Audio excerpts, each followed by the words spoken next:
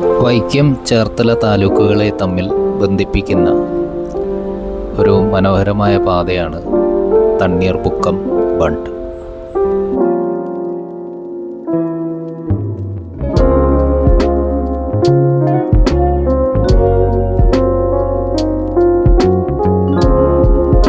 കായലിൻ്റെ ഒരു വശത്തായി ടൂറിസ്റ്റുകളെ ആകർഷിക്കുന്ന ഒരു സ്ഥലം ഞാൻ കണ്ടു.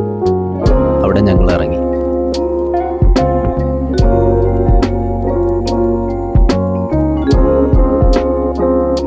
അവിടെ നിന്നുകൊണ്ട് കായലിൻ്റെ ഭംഗി ആസ്വദിക്കാനും സ്പീഡ് ബോട്ട് സൗകര്യവും അവിടെയുണ്ട്.